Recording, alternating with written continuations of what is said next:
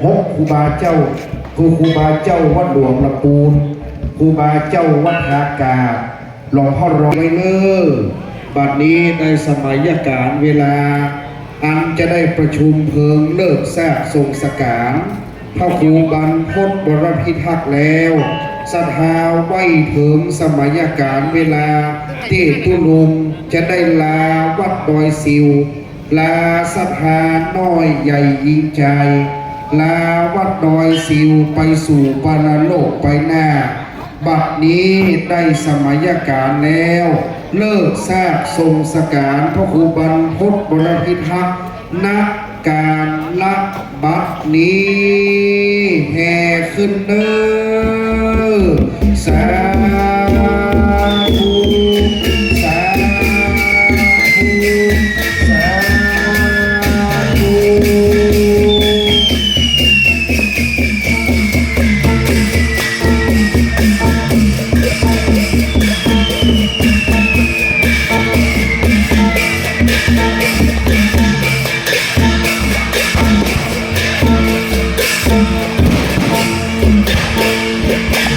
ตีเบ้งตีพาร์ตีกองหลวงกองอุ้ยในวันเขาเด้อ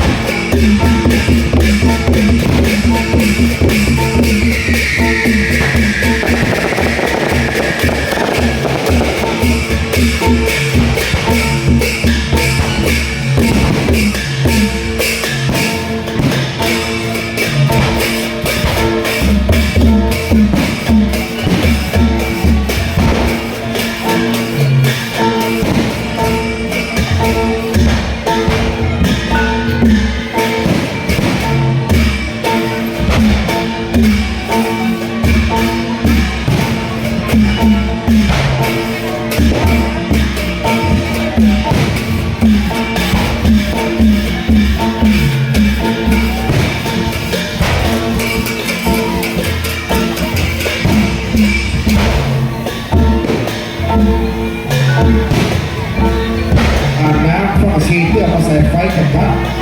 ใส่ไฟจากพระดื้อน้ำเราก็ต้องฉีดใส่ไฟจากพระ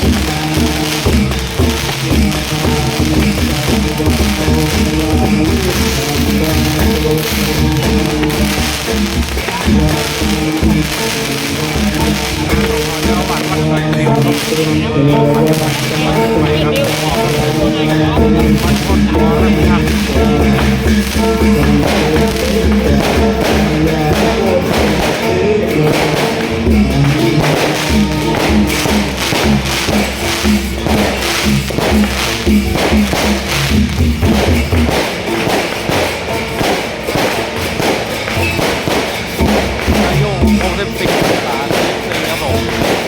สามารถ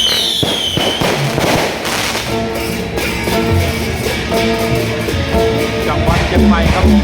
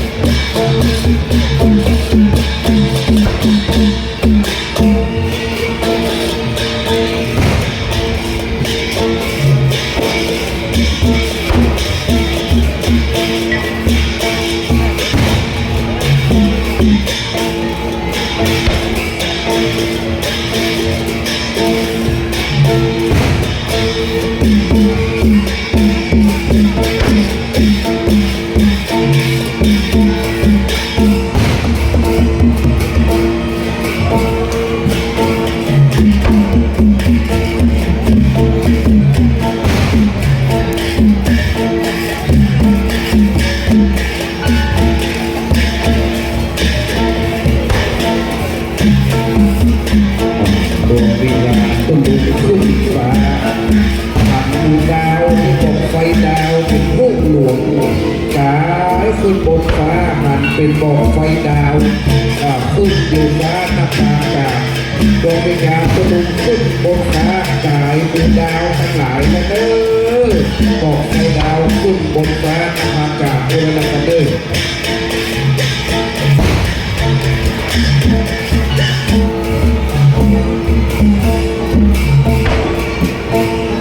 บริสลาบอกไฟสุดยอดที่งาน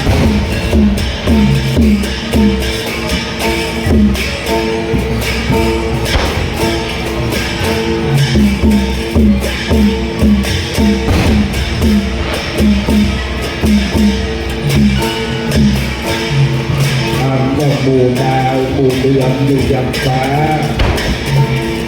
คนลุกขึ้นภาษาลอยกายดูดาวไป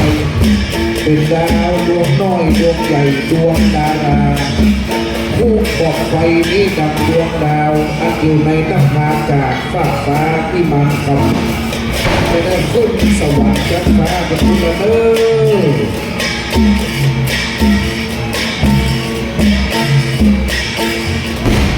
โอ้อันนี้ดาวหลวงเป็นดาวหยาบดาวใสโอ้หยาบหยาบลงมาน้ำยิ่งนะครับ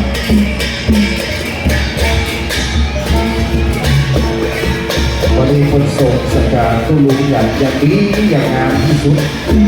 วันนี้บอกไฟดอกบอกไฟเทียนบอกไฟน้ำต้มแต่ขึ้นแล้วเน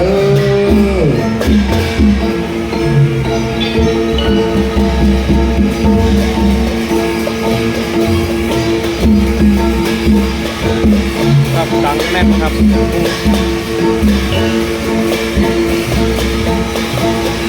น่าจะไปอยู่ครับ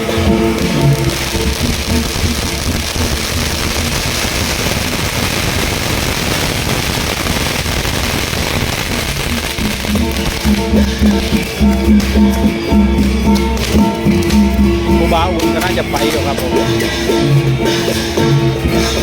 มีครับมีอยู่ครับ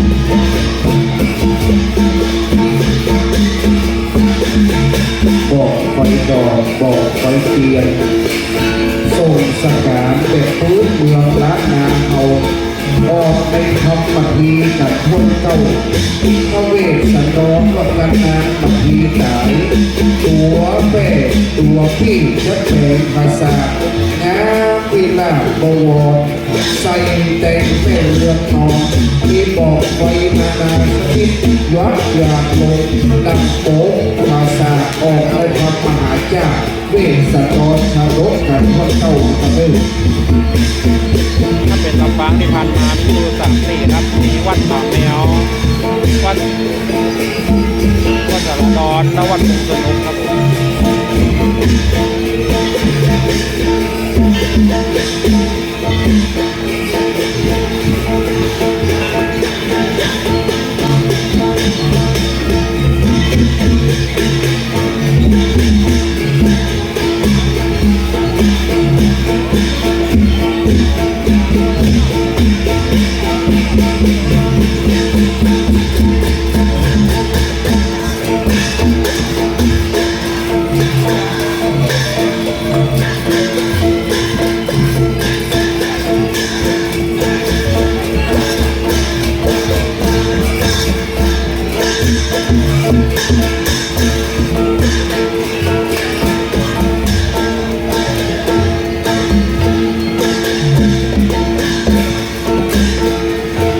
ใสสว่างแจ้งดังดวงแก้วบนวังภาษาพญากินมีประดับด้วยแก้วเช็ดประกาศต้องพอออกไปดวงนี้เขายังแก้วเล่นแสงเป็นแก้วเช็ดประกาศในประสาทเวชยนต์ต้องทะเลแต้มกระแสสุริยะเสกจัดจัดการ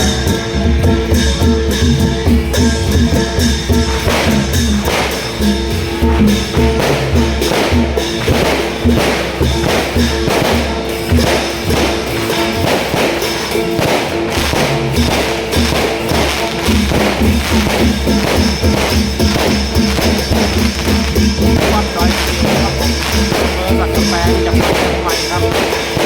ก็วัดดอยสีก็พระครูโคตรวรพิทักษ์ครับอันนี้จังหวัดวัดดอยสีอำเภอสัตว์แปลงจังหวัดเชียงใหม่ครับ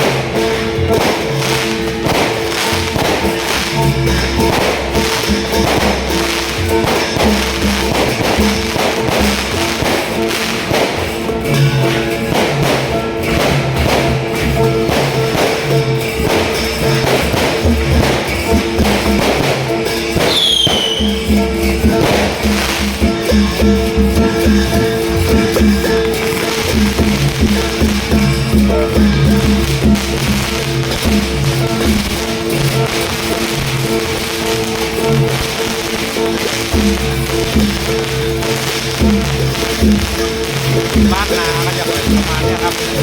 ก้อนเกียร์ตามแบบบ้านนาเปิดดอกไม้กับเดือนสมุทรต้นไม้ต้นดอกดอกดาวบนสวรรค์ในป่าสะพานนะครับน้ำหนองแคร่าเห็นว่าผู้วายชนได้ไปถึงยังแดนสวรรค์ป่าหินผากันเรียบร้อย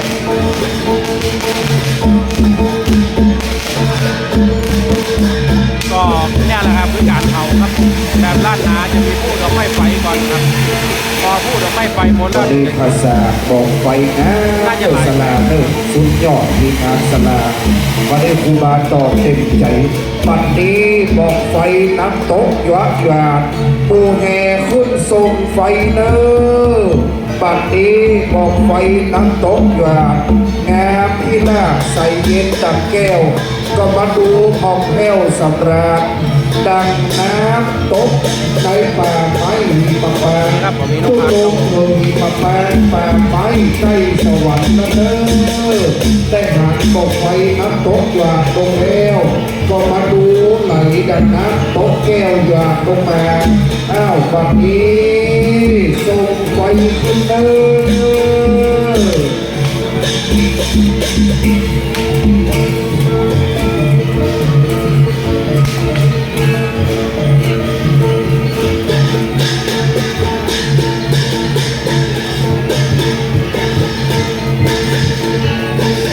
น้ำตกตาดลงมาแล้วนะครับพร้อมเกี่ยวกับน้ำตกในป่าหิมพานต์นะครับงามวิลาศนะครับใช่ครับ ครับชุดน้อยครับผม สลากเก็บเสาลุยวันนี้ไม่ดีไม่งามขอตุลุงไม่ดีไม่งามตื้อราบรื่นเรียบร้อยนะตุลุง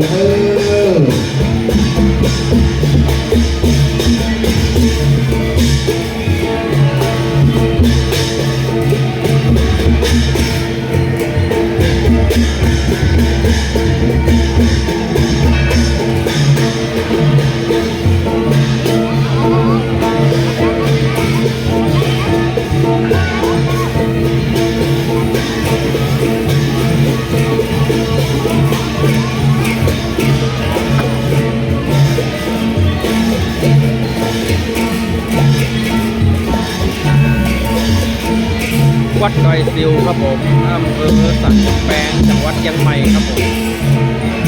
งานส่งสการตามข้าหลวงพ่อพระครูบรรพตวรพิทักษ์ครับ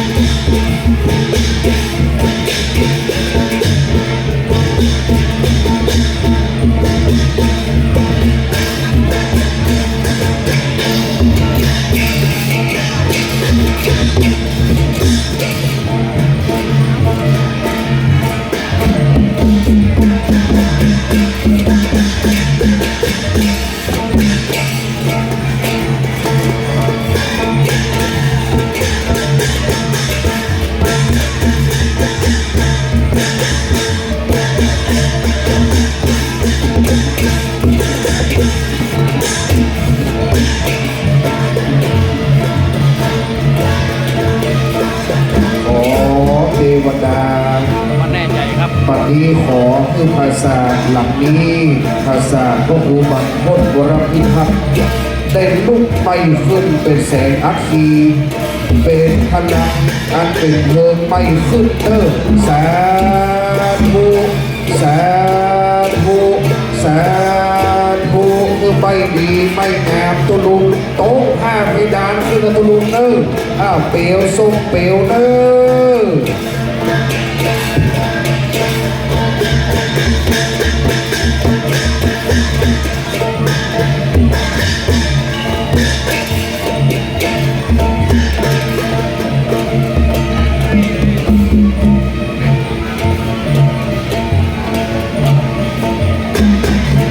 มฉีดน้ำเข้าประสาทเด็ดขาดไม่ต้องฉีดนะครับ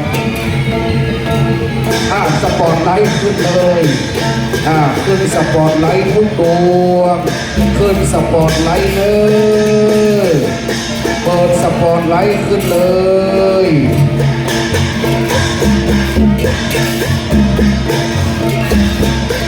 เปลวไฟโต๊ะขึ้นตัวลงโต๊ะขึ้นเลย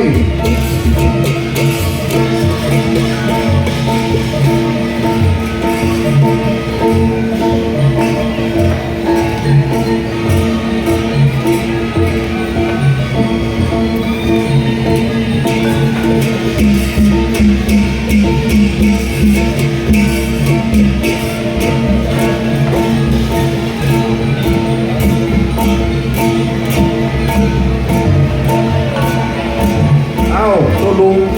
โตขึ้นแล้วตัวลุงหมูแง่ส่งไฟจริงพอจะกลับตัวลุงโตข้าขึ้นเปลวไฟลุกขึ้น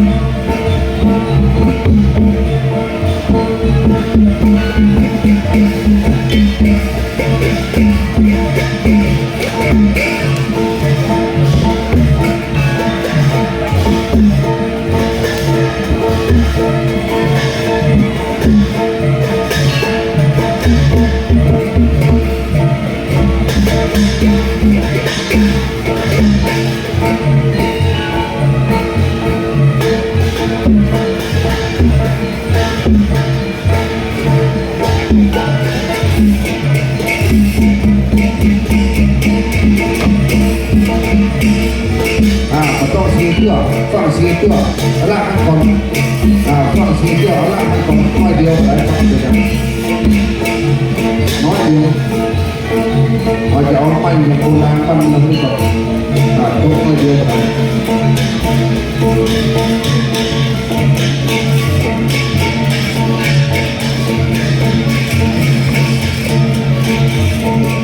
สามารถส่งดอกกุหลาบของขวัญเป็นกำลังใจกันได้นะครับในการไล่สดในครั้งนี้ผมไล่สดที่วัดไร่ฟิวนะครับนะอำเภอสันกำแพงจังหวัดเชียงใหม่สามารถส่งดอกกุหลาบเป็นกำลังใจกันได้นะครับในการไล่สดนะครับดอกกุหลาบรอเป็นกำลังใจกันได้นะครับในการรับชมขอบคุณที่มีก่อสร้างนะครับที่ส่งดอกกุหลาบเข้ามานะครับขอบคุณนะครับที่ส่งเข้ามานะครับดอกกุหลาบเป็นกำลังใจให้เรานะครับวันนี้ประสานไม่ดีไม่งามครับผม สลาเอาน้ำตั้งมาตีขดายนี่ครับสลาน้ำตั้งตีเอาละพอละพอก่อนโอเคขอบคุณครับเอาไปยกไปนอกน้อย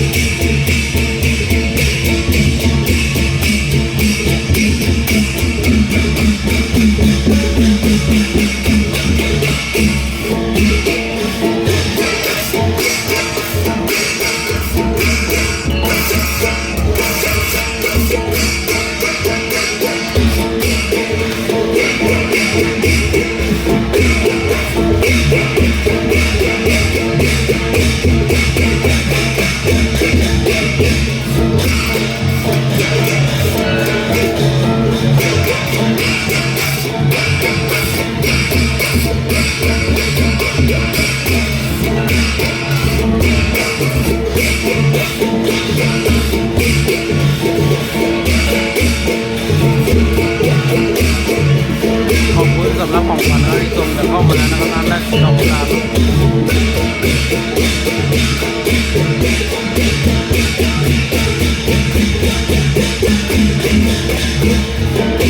ไม่หนักนะครับกำลังยังไม่ครับประสาน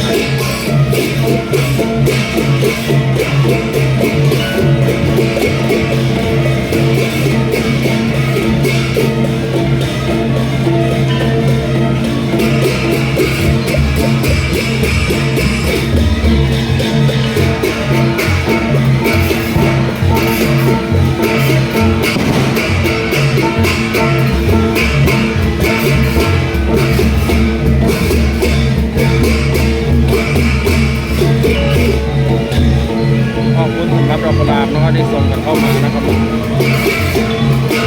สามารถส่งกำลังใจกันได้กับผมได้นะครับผมเตรียมคนหวังนะครับแล้วได้มาไล่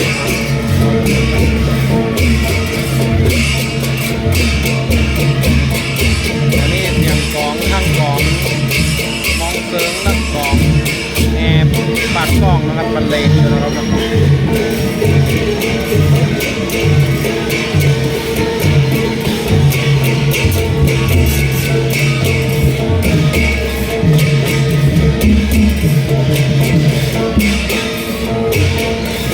เขาครับน่าจะเก็บไว้เขาที่หลังครับผ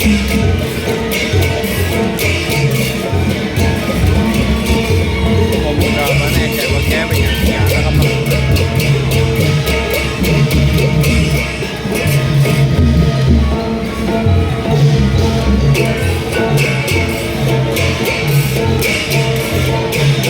ี่ครับดนตรีอยู่ไก่เขาเลยเสียงเลยบอกให้ได้ยินครับผมถ้าตั้งใจฟังดีๆจะได้ยินเสียงแอร์อยู่ครับวันนี้ผมอยู่ใกล้เสียงของคุณเจเกินไปครับก็เลยได้ยินเฉพาะของคุณเจแอร์น่าจะอยู่ไก่ครับแอร์อยู่บนเนินบนขอนครับที่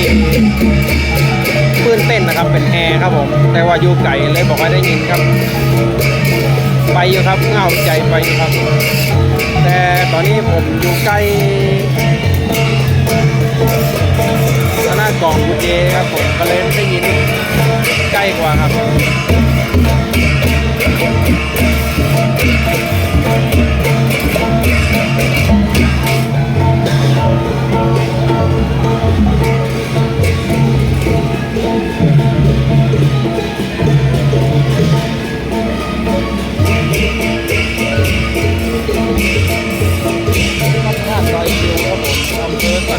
งจังหวัดเชียงใหม่ครับครับผมวัดงามวิจัยนักเขาบายครับผมไปอยู่ครับพอดีอาจจะประสาทมันอาจจะตากฝนครับผมฝนตกตอนนี้ฝนยังตกอยู่ครับก็เลยอาจจะไม่ยาหน่อยครับแง่จ่ายกให้ตาไฟของลูกมาไว้แง่จ่ายกให้ตาไฟเด็ดลูกจะได้จะไม่ละน้อยเดียวโมแง่จ่ายกให้ตาส่งไปเลย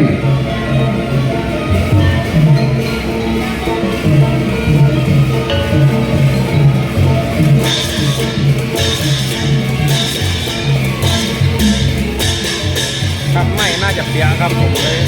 ตอนนี้ไฟเริ่มโอแล้วครับตอนนี้ขึ้นปืนฮีทแล้วครับไฟเริ่มขึ้นปืนฮีทแล้วเริ่มขึ้นแล้วโอครับผมละเด้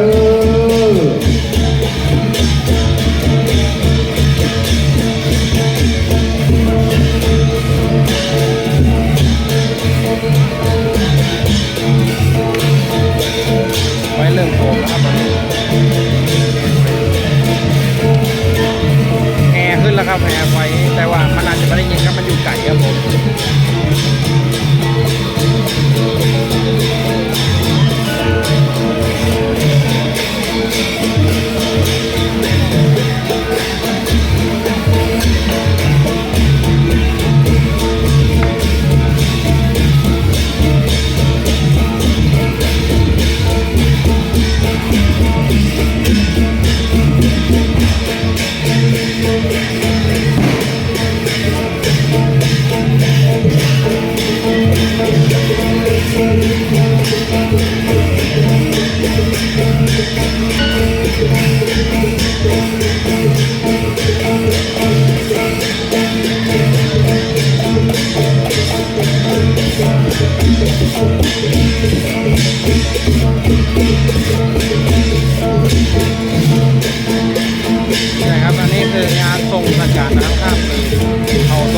ทางภาคเหนือนะครับภาคที่สุดของภาคเหนือนะครับงานพระราชทานเพลิงศพหลวงพ่อพระครูบรรพตวรพิพัฒน์นะครับอดีตเจ้าอาวาสวัดพระธาตุดอยซิว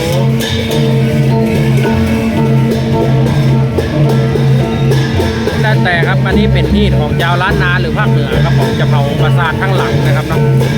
อันนี้เป็นภาคเหนือล้านนาตอนนี้ผมอยู่ที่วัดพระธาตุดอยซิวอำเภอสันกำแพงจังหวัดเชียงใหม่เผาแบบนี้จะมีอาหารใน8จังหวัดภาคเหนือมีเชียงใหม่ลำพูนลำปางแพร่น่าน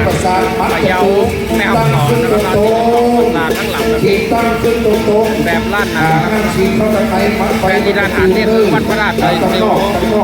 ตั้งขึ้นซื่อตั้งขึ้น พระธาตุดอยซิวอำเภอสันกำแพงจังหวัดเชียงใหม่ครับผมเป็นวัดเจริญดีวัดเงาวิจัยครับตอนนี้ไฟโหมขนาดครับชีเป็นปล่อยเข้าไปในตึ้งยุบเราวันนี้ครับซึ่งวันนี้จะมีน่านจากวัดน่านครับขอบคุณครับตั้งตรงต่อตั้งตรงไว้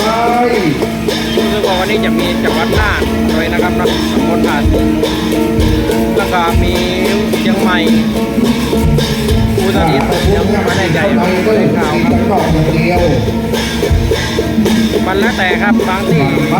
จะเผาแบบนู้นครับมันหันบอกไฟปุ๊บสไลด์ไฟพันยังได้งามครับบางที่ก็จะเผาไม่วันเพราะบางที่ก็อาจจะหัวแบบว่าลมฟ้าฝนอย่างช่วงนี้กับฟ้าฝนก็บอกว่าเจ็บใจบางที่ก็จะเผาตามคืน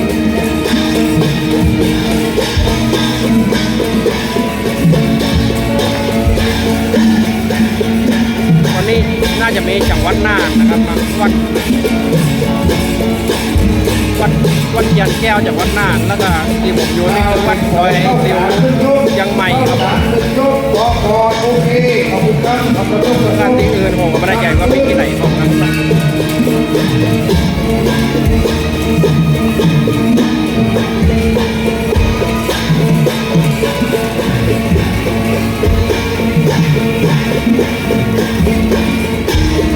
ตรงสกัดร้านข้ามงานพระราชทานเพลิงศพหลวงพ่อพระครูบรรพตวรพิทักษ์อดีตเจ้าอาวาสวัดดอยซิวครับผมในการประชุม เพลิงศพครับผมน่านวัดยันแก้วครับผมอำเภอผาตำบลผาสิงห์จังหวัดน่านครับ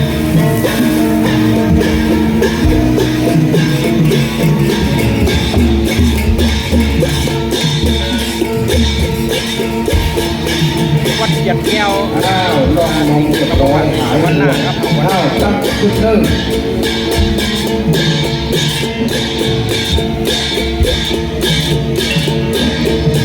อ้าวข้างในสุดลุกเป็นฝอยอ้าวพอโอเคขอบคุณครับ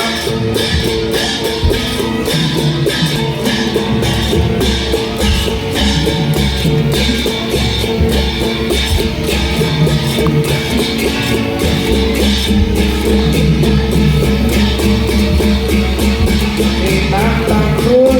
งานตอนนี้ผมอยู่ที่งานพระราชทานเพลิง ขอบคุณตรงตรง ก็วัดดอยซิวอันนี้เจ้าอาวาสวัดดอยซิวหลวงพ่อพระครูบรรพตวรพิทักษ์หรืองานประชุมหลวงพ่อพระครูบรรพตวรพิทักษ์อันนี้เจ้าอาวาสวัดดอยซิว สภาวันพุ่ง คือเรียนอายุ64พรรษา ทำบุญจากบาทเฮ็ดพัดนี้นะครับเฮ็ดโมงวันเช้าวันพุ่งนะครับ วัดพระราชดอยซิวตั้งอยู่อำเภอสันกำแพงจังหวัดเชียงใหม่ ไม่น่าห่วงสบายนะขอบคุณเจ้าหน้าที่รถบรรเทาสาธารณภัยทุกคันทุกตำบลทุกเทศบาล สามารถส่งดอกกุหลาบของขวัญให้กำลังใจ ความเรียบร้อยถูกปลอดภัยบัดนี้การประชุมและพระราชทานเพลิงศพพระบรมบรรพตบรม ขอไปนะครับผม อดีตเจ้าว่าพระดอยซิวตำบลห้วยทรายอำเภอสันกำแพงเชียงใหม่ได้สำเร็จลงเป็นที่เรียบร้อยขอแด่พระบรมพระสงฆ์พระเจ้าพระบิดาพระผู้พระเจ้าพระพระจันทร์พระการพระบาจารย์ทุกรูป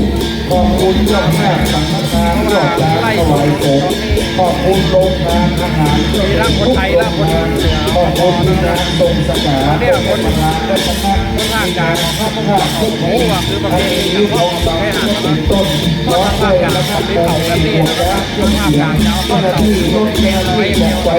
ขอบคุณสลาภาษาที่นำเองขอบคุณสลาบอกไว้ทุกคนงานวัน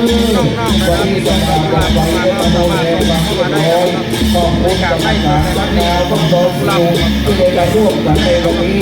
สภาเดินทางรับโดยสวัสดิภาพได้รับดีฝันดีนอนดีเดินทางอยู่รอดปลอดภัยได้มากีดมาทานวันนี้มือมีโชคมีลาภมีอายุมั่นขวัญยืนเจริญพัฒนาสถาพรสภาบ้านเราเป็นที่เรียบร้อยแล้วช่วงนี้จะได้เห็นนักวิทย์ในเวลาคิดกฎหมายนะครับตอนนี้ ภาคกลางหน้าบ่อเผาภาคกลางหน้าบ่อเผาในเมนกับเผาในเมนลอยครับผมเขาจะว่าหีนลมแบบ เดินมารับโดยสวัสดิภาพการส่งสนานทุลุกหวัง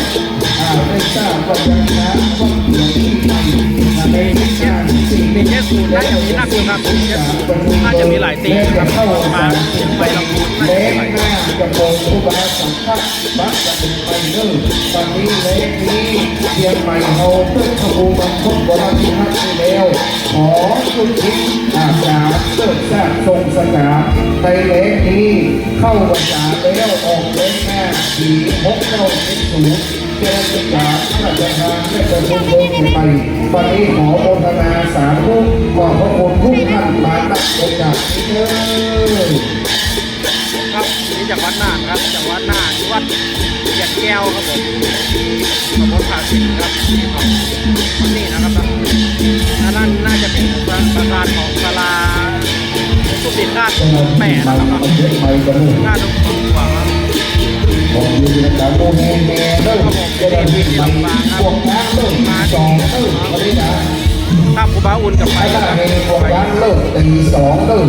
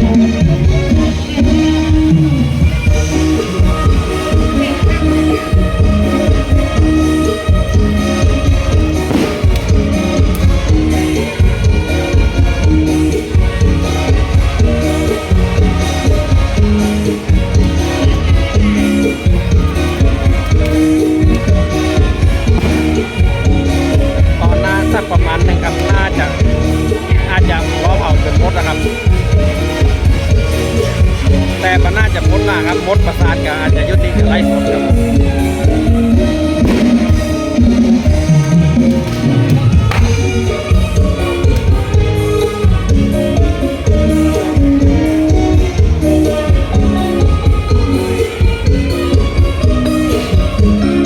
น่าจะไม่แล้วครับผมว่าครับ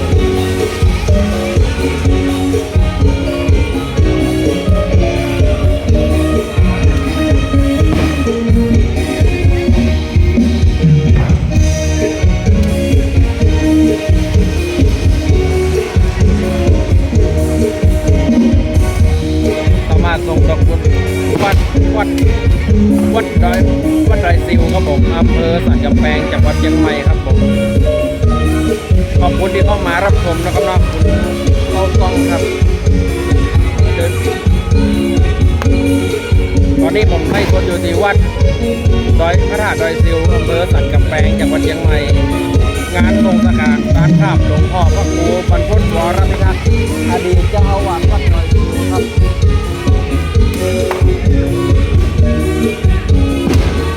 วัดพระธาตุดอยซิวครับผมอำเภอสันกำแพงจังหวัดเชียงใหม่ครับหลวงพ่ออายุ64 พรรษา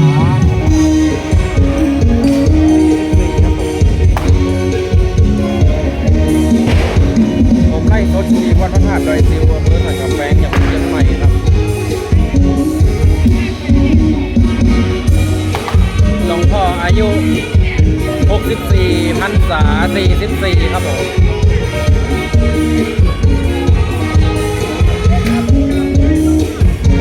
สามารถส่งดอกกุหลาบของขวัญเป็นกำลังใจให้กับผมได้นะครับในการไล่สดนะครับ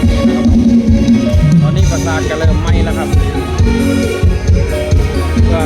เป็นกำลังใจให้ผมไปไล่สดงานต่อไปนะครับสามารถส่งเข้ามาได้นะครับของขวัญรางวัลอย่างก็ได้นะครับดอกกุหลาบก็ได้ครับขอบคุณดีนะครับน้องส่งดอกกุหลาบเข้ามาในจอครับ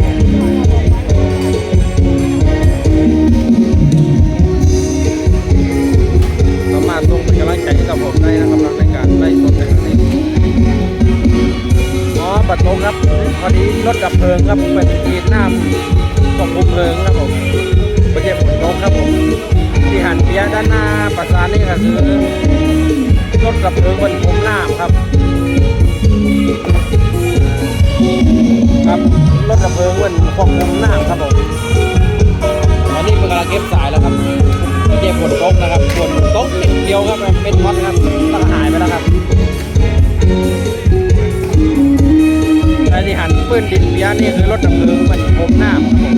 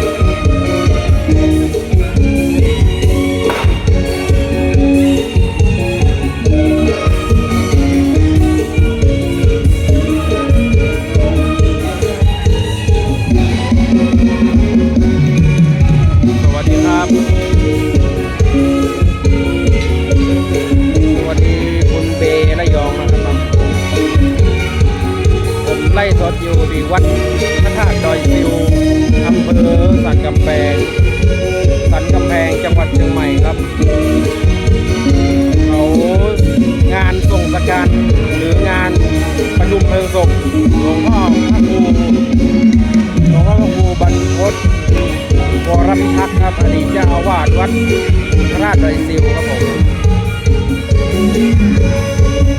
เป็นการประชุมเพลิงศพครับผมหรืองานพระราชทานเพลิงศพหลวงพ่อพระครูบรรพตวรพิพัฒน์อดีตเจ้าวาดวัดดอยซิวครับผมตอนนี้ไฟได้ไหม้หมดแล้วนะครับปราสาทผมนะครับเนาะเป็นประเพณีของชาวล้านนานะครับนะในการประชุมเพลิงศพพระเกจิอาจารย์หรือเจ้าอาวาสนะครับเนาะนิยมเผากันทั้งหลังนะครับเนาะ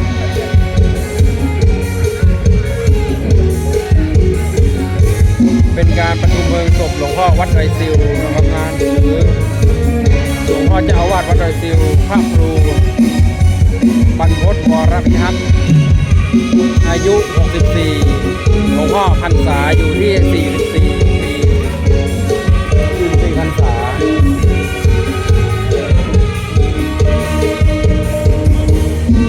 เป็นงานประชุมเพลิงศพแบบล้านนาครับน้องจะเผาปราสาททั้งหมดทั้งหลังตอนนี้ปราสาทได้เผาไปหมดเกือบครึ่งแล้วครับ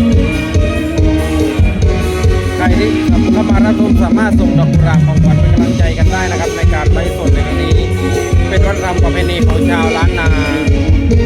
ที่จะมีให้เห็นในฤดูกาลนี้อันนี้น่าจะเป็นฤดูกาลงานสุดท้ายของเชียงใหม่เจอกันอีกทีก็ออกพรรษา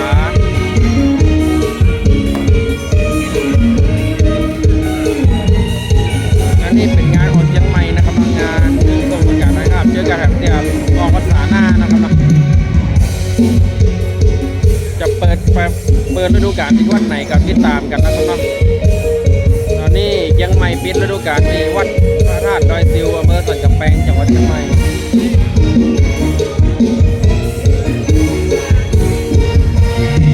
สามารถส่งดอกกุหลาบของขวัญเป็นกำลังใจกันได้นะครับในการไลฟ์สดนะครับงานทรงสการร้านคราบหลวงพ่อพระเจ้าอาวาสวัดดอยซิวครับผมหลวงพ่อพระครูบรรพตวรพิทักษ์ครับผมหลวงพ่อพระครูบรรพตวรพิทักษ์งานพระราชทานเพลิงศพหลวงพ่อพระครูบรรพตวรพิทักษ์อดีตเจ้าอาวาสวัดดอยซิวอำเภอสันกำแพงจังหวัดเชียงใหม่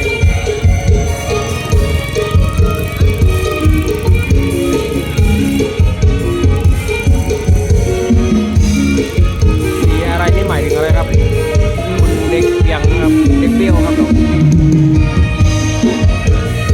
มาถึงสีประสาทแต่เราถ้าสีประสาทจะเป็นสีแดงครับผม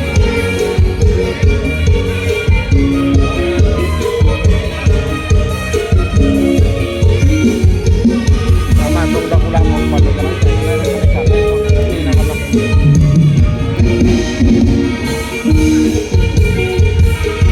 เป็นกำลังใจให้ผมในการไลฟ์สดนะครับงานทรงสการร้านข้าวหลวงพ่อพระครูบรรพตวรพิทักษ์ครับอดีตเจ้าอาวาสวัดดอยซิวครับผมอำเภอสันกำแพงจังหวัดเชียงใหม่ครับ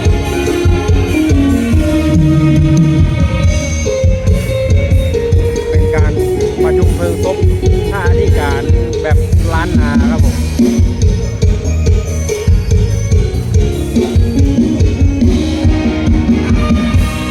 ถ้ามาพอปัตตันจะได้สามารถเข้าไปติดตามรับชมได้ในช่อง YouTube นะครับนะนานริมวังนะครับหรือว่า Facebook นานริมวังนะครับนะ Facebook ส่วนตัวนานริมวังแล้วก็รวมถึง Facebook เพจ Facebook นานเกมข่าววัฒนธรรมนะครับนะผมจะนำไปลงไว้ที่นั่นนะครับนะแต่ตอนนี้ผมจะลงไว้ที่ช่องนานริมวังเป็นหลักนะครับนะ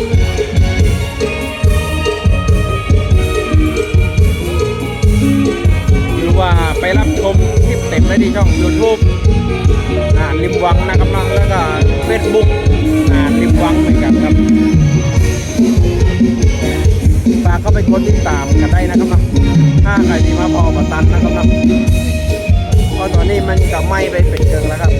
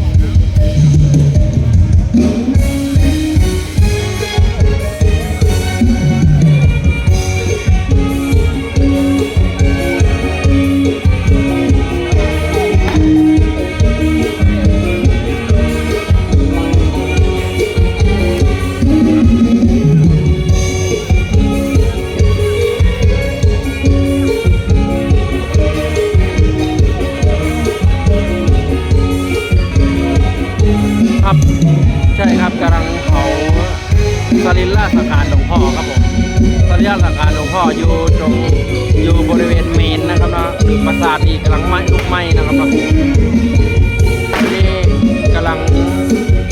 ทำการประชุมเพลิงศพหลวงพ่อนะครับนะไฟที่กำลังลุกไหม้นี่คือการลุกไหม้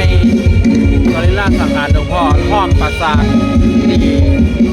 นำมาใส่สรีระสังขารหลวงพ่อนะครับนะ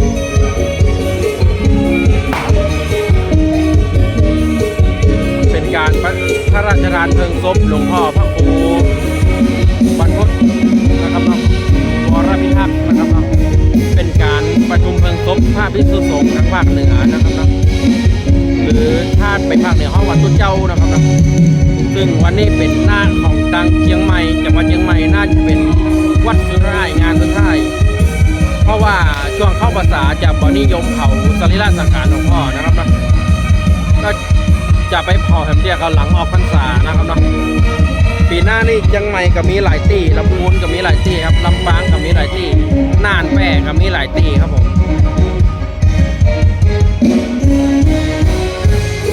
ถ้าอยากรับชมคลิปเต็มสามารถเข้าไปรับชมกันได้ที่เพจนานเกมข่าววัฒนธรรมและรวมถึง Facebook นานริมวังหรือว่าช่อง YouTube นานริมวังผมจะนำคลิปวิดีโอที่ถ่ายไว้ไปลงไว้ที่อันนะครับนะเข้าไปรับชมย้อนหลังกันได้นะครับนะ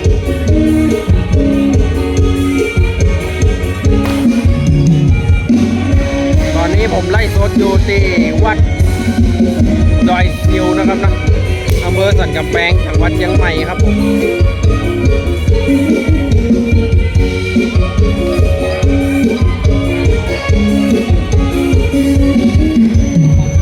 ใช่ครับดนตรีเล่นแห่สดครับผมมีแห่สดครับ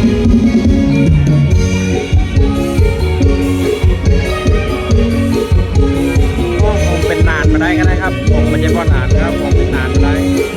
อายุผมก็36อยู่ครับแต่แค่ผมบวชเป็นทุกเจ้ามา5 พรรษามาได้ครับผมบวชเป็นทุกเจ้ามาประมาณ5 พรรษาเขาเล่นห้องนานครับผม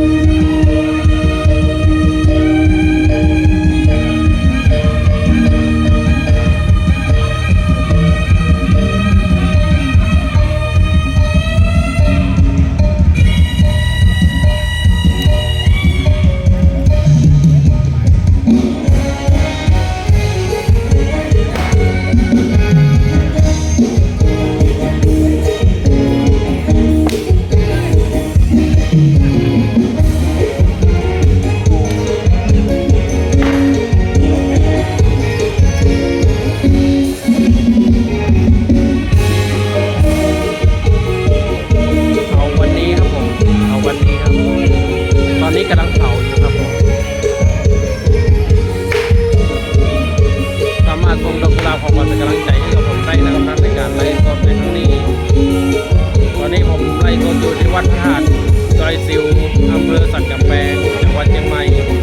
รายงานส่งสัญญาณร้านภาพหรือพระราชทานเพลิงศพหลวงพ่อพระครูในวัดครับวัดพระธาตุดอยซิวครับ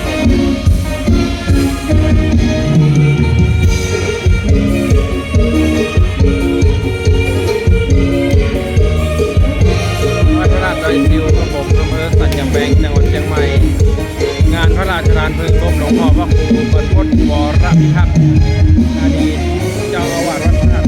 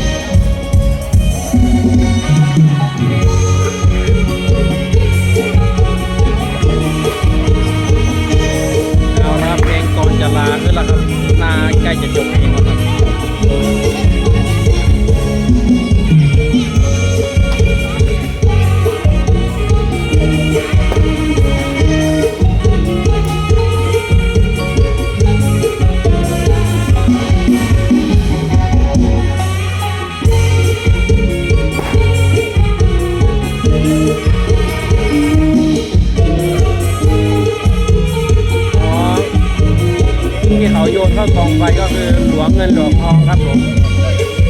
ปืนที่ใช้เผาใช้ประชุมเพลิงศพครับทางเหนือล้านนาจะเขาจะก่อนที่จะเผาเขาจะมีทำเป็นหลวงเงินหลวงทอง เพื่อให้ชาวบ้านได้บูชาเพื่อไปเผาครับผมพอถึงสุดท้ายเขาก็จะนำโยนเข้าเตาเผาครับผมจังหวัดเชียงใหม่ครับผมตอนนี้อยู่เชียงใหม่อำเภอสันกำแพงครับวัดพระธาตุดอยซิวครับผม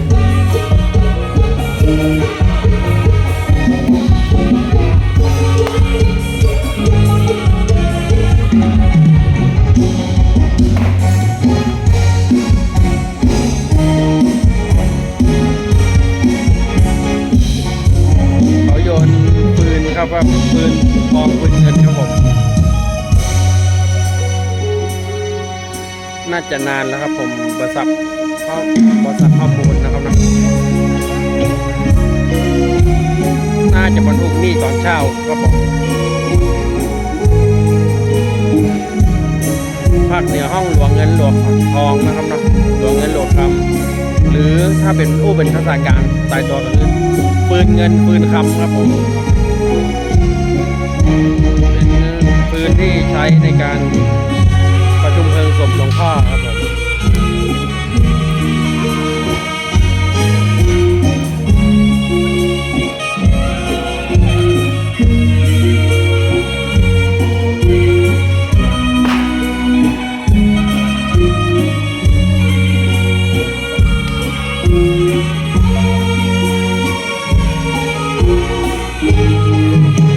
หลวงพ่ออายุ